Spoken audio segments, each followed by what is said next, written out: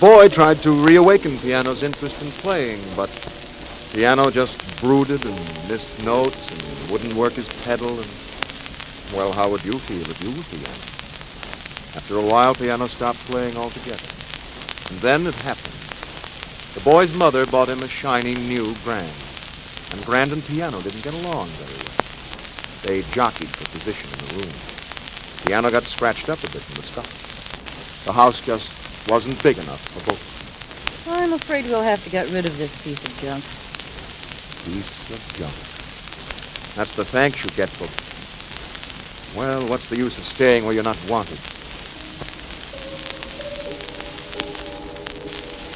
The once proud and skillful instrument became a homeless hobo living in second-hand furniture flophouses. There he found himself surrounded by equally unhappy pieces of furniture who had outlived their usefulness. A table that limped along on 3 legs, a blind lamp, a skinny chair that had once been overstuffed. 2 years passed, and Piano had a chance to pull himself up by his pedals. A jazz musician bought him. Piano tried awfully hard, but it was no use. After all, he had been a strictly classical piano all his life. Too late to try playing this boogie-woogie type music with the fancy syncopation. This piano's no good. I'll sell it to a warehouse for firewood. And he did. It was a dark, gloomy warehouse. Crowding Piano on all sides were dozens of his brother and sister's piano paupers. Well, at least he was among his own friends and relatives. The mice, as they ran over the keys, helped the old pianos reminisce. That fellow was once featured in a nightclub. And she never learned anything but chopsticks. And Piano told of the time he almost played in Carnegie Hall. The years passed slowly, and then one day he knew that his time had come. We'll chop this bunch up for firewood tomorrow morning. Piano was in that bunch. So tomorrow he would go to his final resting place. Oh, if he could only have played in Carnegie Hall just once, he could die a happy piano. Oh, well, that's life. Let tomorrow come. Tomorrow came soon enough. He heard the men coming for him. I hope I'll find him here. Piano thought he heard a familiar voice. Who can it be? I've been looking so long. It couldn't be true. It was the young boy who used to play with him. A grown man now. Here I am, Piano wanted to shout. Wait a minute. The man turned the piano, looked carefully. The carved legs.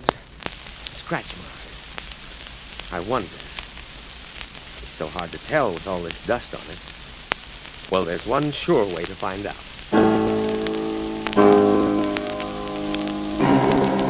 This is my piano. And before Piano knew what was happening, he found himself carried gently into a waiting truck and transported thousands and thousands of miles, it seemed, until he was unloaded into a piano hospital. The greatest piano surgeon in the world operated on him. His sounding board was tapped and studied. His sour notes were removed. His hammers were repadded, and he was given another keyboard that looked almost as natural as his real set. And when the operation was over, he felt like a newborn baby. Grand. The operation is a success. Wheel him out. It was the old dream come true.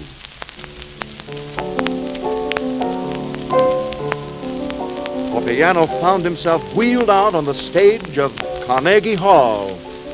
But what's this? Instead of an audience, he was facing a motion picture camera. Turn the spotlight on the piano! In the spotlight at last. He understood everything now. He was in Hollywood. Good old Piano. They were filming the life story of a little boy who grew up to be a great musician. And they were also filming the story of Piano. Piano who wanted to play in Carnegie Hall. And this time there would be no understudy.